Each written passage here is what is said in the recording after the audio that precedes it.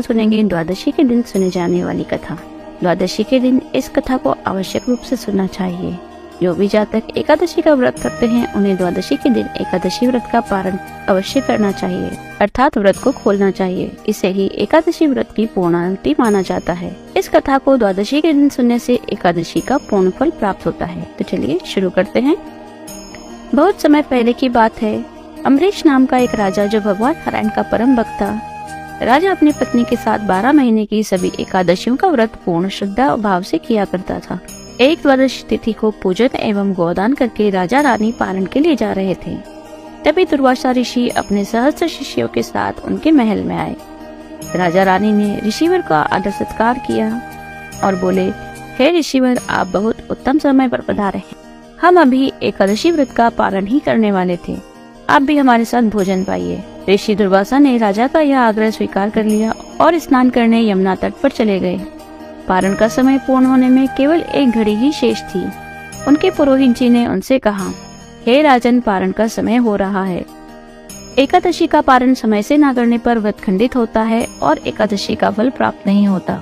यह सुनकर राजा असमंजस में पड़ गए। उनके लिए अतिथि से पहले भोजन करना अनुचित था। हे राजन, यदि आप ठाकुर जी का चरणामृत ग्रहण कर लेंगे तो अतिथि का अपमान भी नहीं होगा और आपके व्रत का पारण भी हो जाएगा। पुरोहित जी की बात मानकर राजा अम्बरीश ऐसा ही करने लगे। तभी वहाँ दुर्वासा ऋषि आ गए। राजा को जल ग्रहण करते हुए देखकर वे राजा पर क्रोधित हो गए और बोले, हे राजन, तुमने अपना वचन भंग किया है, इस कारण से तुम्हें दंड मिलेगा। और यह कहकर उन्होंने अपनी जटा से एक बाल निकालकर पृथ्वी पर फेंक दिया। इससे एक भयंकर राक्षसी उत्पन्न हुई जो राजा अम्बरीश की ओर बढ़ने लगी। राजा बिना भयभीत हुए ओम नमो नारायणाय मंत्र का जाप करने लगे। राक्षसी ज्वाला के समान जलती हुई राजा की ओर बढ़ रही थी। तभी भगवान विष्णु का सुदर्शन चक्र, जो पहले से ही हरि कृपा से राजा की सुरक्षा में नियुक्त था, उसने राक्षसी को पल भर में भस्म कर दिया और सुदर्शन चक्र दुर्वासा ऋषि की ओर बढ़ने लगा। राक्षसी को इस प्रकार भस्म होते हुए और सुदर्शन चक्र को अपनी ओर आते हुए देखकर दुर्वासा ऋषि अपने प्राणों की रक्षा करने के लिए भागने लगे और दौड़ते दौड़ते ब्रह्मा जी के पास जा पहुँचे। वहाँ जाकर उन्होंने सुदर्शन चक्र से रक्षा के लिए प्रार्थना की। तब ब्रह्मा जी बोले, हे ऋषिवर, इस चक्र से मैं आपकी रक्षा नहीं कर सकता हूँ। इसे शांत करने के लिए आपको श्री हरि विष्णु के पास जाना होगा। लेकिन जिस गति से चक्र आपकी ओर आ रहा है, मैं उससे प्रार्थना कर सकता हूँ। जब तक आप बैकुंठ न पहुँचे तब तक वो आपको कोई हानि न पहुँचाए। दुर्वासा ऋषि अब दौड़ते हुए बैकुंठ धाम को पहुँचे। पहुँचकर दुर्वासा ऋषि भगवान विष्णु के चरणों में गिर पड़े। दुर्वासा ऋषि ने श्री हरि विष्णु से कहा, हे शरणागत वत्सल, हे आहत जन रक्षक, आप मेरी इस सुदर्शन से रक्षा कीजिए।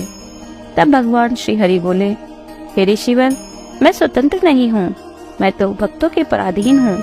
इसलिए आप पुनः महाभाग राजा अम्बरीश के पास जाएं, वही आपकी रक्षा कर सकते हैं। इधर राजा अम्बरीश को दुख था कि उनके कारण दुर्वासा ऋषि मृत्यु के भय से भूखे ही लौट गए।